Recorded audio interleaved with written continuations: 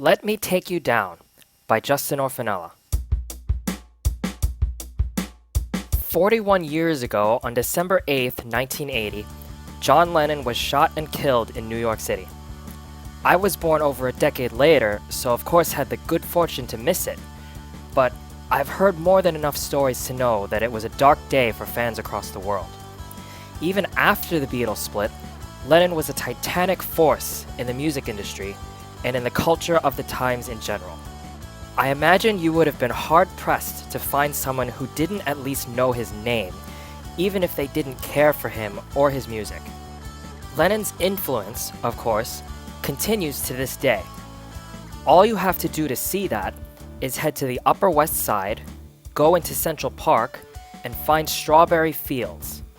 The famous Imagine mosaic is always wreathed in flowers, and more likely than not, someone will be around playing Lennon's music, with fans in the area joining in. It's certainly cliché to say that it's a magical place, but, especially if you're a fan, there definitely is something special about it. Even with tourists around, it's a beautiful oasis in the middle of an always chaotic city.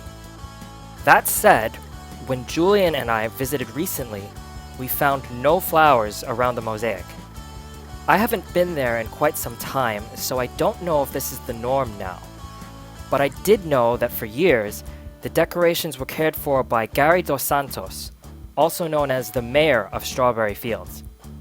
When I started writing this post, I had a memory of the title and did some quick Googling, only to find out that Dos Santos sadly passed away in 2013. Perhaps no one has picked up where Dos Santos left off, or maybe it was just the timing of our visit, or also possible, a side effect of the COVID-19 pandemic. But it was certainly a little somber, at least for me, to see the mosaic bereft of ornamentation. There was, of course, still someone with a guitar playing and singing. Ironically, as we approached, he was playing Here Comes the Sun, which, of course, Lennon didn't write. In the time we were there, he played, I think, 6 songs, some by the Beatles and some by Lennon alone. A pretty good mix, even if some of them weren't ones Lennon wrote or sang. I enjoyed hearing the guitar's renditions. You could tell he was someone who put his heart and soul into his music. A fitting tribute, then, to a legendary artist who didn't know how to do anything but put his entire being into his work. Honestly, despite being a bit of a tourist attraction, Strawberry Fields really is quite peaceful. There's a very generous amount of benches, and it's definitely a place I can easily see myself losing hours just sitting and soaking in the music and atmosphere. All of the people coming and going, taking selfies or posing for others to take photos for them, never feel particularly intrusive. And that's a rare experience.